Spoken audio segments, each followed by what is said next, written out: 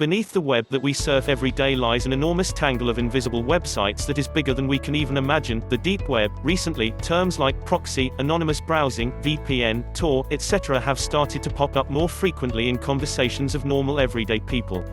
Usually, and for most of the time that the internet has been around, the majority of web users have never concerned themselves with such things. Average users just open the browser, search Google, and check the social networks.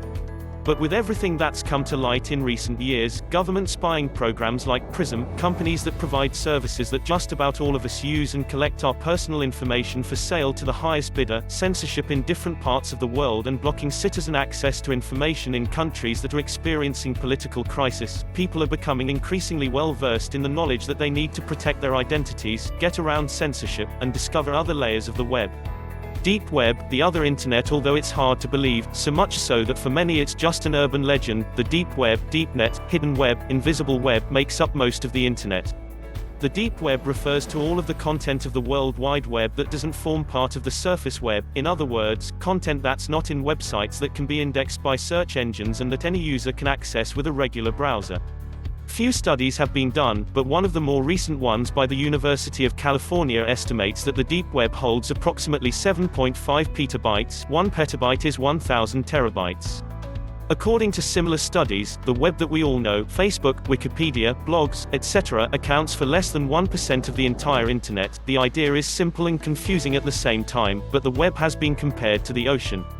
On the surface of the sea are the search engines, which collect the websites that are linked to each other, static pages, such as this blog, for example. This is the area of the ocean that we can't surf. Databases are found a little deeper down. When a database is queried, it generates a unique page that is not indexed by search engines, and thus doesn't form part of the surface web. Academic publications, such as private scientific magazines, also don't form part of the surface, because they are hidden in individual pages inside private networks, like the ones that the deceased Aaron Swartz downloaded and for which he was arrested and put on trial. Lots of pages are also hidden because they form part of an intranet, usually of companies or universities. Tor. Descending even further, into the depths of this sea, we find the Tor network, the darkest part of the web. This is made up of a series of secret websites whose addresses end in onion and that require specialized software to connect. This software is known as Tor. Lots of people use it to access the internet anonymously, because it encrypts all of the content that passes through it.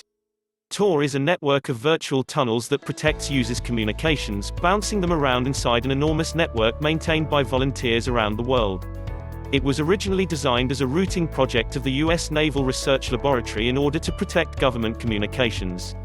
The deep web isn't a toy, and the darkness that surrounds it has made it the niche where the worst things imaginable are found: illegal drug traffic, pornography, arms, and even contract killers.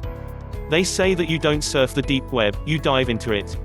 Instead of search engines, it has a few reference sites where the search can begin, such as Hidden Wiki, but be very careful because you could run into things that you'd rather not see, or that others don't want you to see.